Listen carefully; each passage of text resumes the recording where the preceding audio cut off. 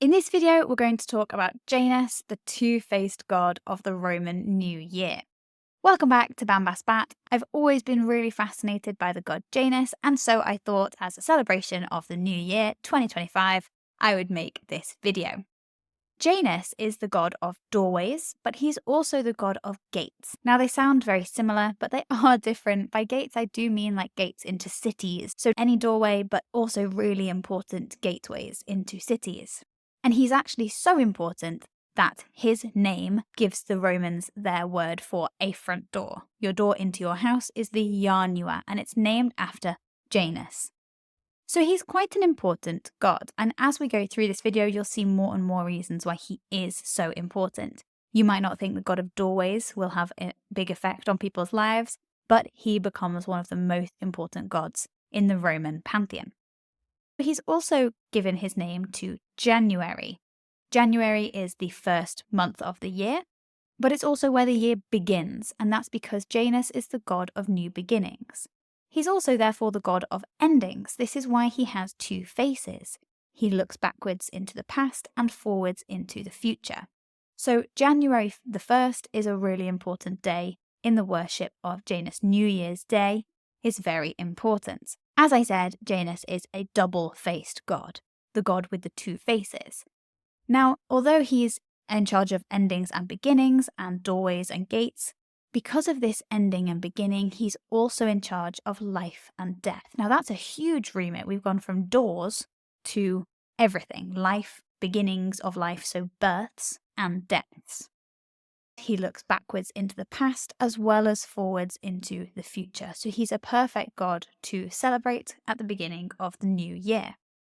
He's the person who can pull you into the future while still remembering the important parts from your past. One thing that tells us how important Janus was to the Romans is the gates of war. Now, in the Roman Forum, there's this huge set of gates. In some accounts, it's a temple that has massive gates. In others, it's just a set of gates. The important thing is the gates that are involved in that structure. These gates of war are also called the gates of Janus. So when it is a time of war, when the Romans are at war, the gates are open. But when peace occurs, these gates are shut so that everyone can see that across the whole Roman Empire, they are at peace. And this is a really, really good thing. They were all very excited about this. Although the Romans loved war, they were also very proud of when they could, because it was always them, when they could enforce peace over such a huge area of land. And these gates of war, the gates of Janus, were so important that the first emperor, Augustus, wrote this in his obituary that he wrote for himself. The Res Gestae Dui Augusti, which means the things done by the divine Augustus.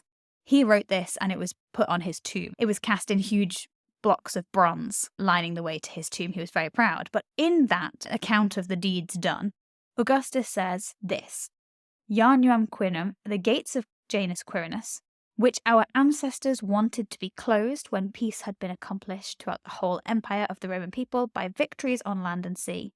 Although before I was born, it has been recorded in tradition that from the founding of the city it was only closed twice, during my principate, the Senate decided it should be closed 3 times.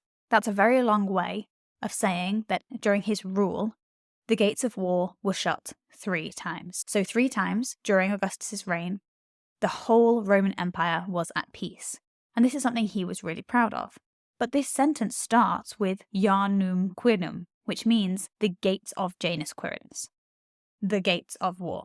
So they're mentioned by the most powerful man in the Roman Empire. They have a place in the center of the Roman Forum, which also shows how important they were. Augustus is even more proud of this because before he was born, it had been recorded that it had only been closed twice before, ever, in the, 750 years or so since Rome had been founded. It had only been closed twice. So Rome was always at war with someone. But during his reign, the Senate said, oh, we're at peace now, we can shut the gates of war. And they said that 3 times. So Augustus was really proud of this, and therefore thought that Janus was a very important god, and therefore valued the gates of Janus very highly. So as we've seen, Janus was in charge of lots of different aspects of Roman life, and they had lots of different names for him. The gatekeeper of heaven, the sower, because he was to do with farming and harvest. You have to sow the seeds first, which is the beginning of having a harvest. He was the tracker of time. He was the opener because he was thought to be the person who opened the gates of heaven, so hence the gatekeeper of heaven as well. He was the good God. He was the creator. They thought that maybe he was the person who created the universe because he was the one who could look into the past and the future. And as the tracker of time, he was also called the Father. So they really, really respected Janus. They thought he had a lot of power and was very important. We get the word janitor from Janus. It's quite an American term, but it means the gatekeepers. But technically, it also means the people who track time. That's what a janitor is. They are the keepers of a place. They look after places. And the Romans thought that Janus was very powerful and could look after lots of different aspects of your life. He had a huge link to Juno. Now, Janus is not Jupiter. He's not Zeus. But Juno is the queen of the heavens. She is Jupiter's wife. Janus and Juno are quite linked in the Roman pantheon. Their names are very similar, and they, in fact, as I'll talk about, they share some aspects. So the calends of each month, that's the first of every month, was important for Janus as the god of beginnings, and Juno, who's sort of the goddess of beginnings in a way. They're also linked with new moons, so the beginning of the new moon cycle. And Juno is charged with looking after childbirth and the menstrual cycle as well. And there's an idea that Janus has some sort of hand in this as well, although it's not really common for a male god to be in charge of feminine fertility. So there's a lot of new birth and new beginnings and also endings, I suppose. If you're in charge of the first of the month, you're also in charge of the end of the previous month. If you're in charge of the new moon, you're also in charge of the death of the old moon, in a way, if you want to think of it like that. Janus and Juno, their names were almost interchangeable if you make them masculine and feminine respectively. So Janus was sometimes called the one like Juno, and Juno was sometimes called the one like Janus. So it's interesting that they're linked together. So that is why in January, Janus is the most important god that you should be thinking about. He is the one who gives the name to the month, and he is the person that we call our front doors in Rome after our Janua. So I hope you found this rundown of Janus and his importance to the Romans really interesting. Who's your favourite Roman god? Let me know in the comments. I think Janus is one of mine, but let me know who you think I should do another video on later.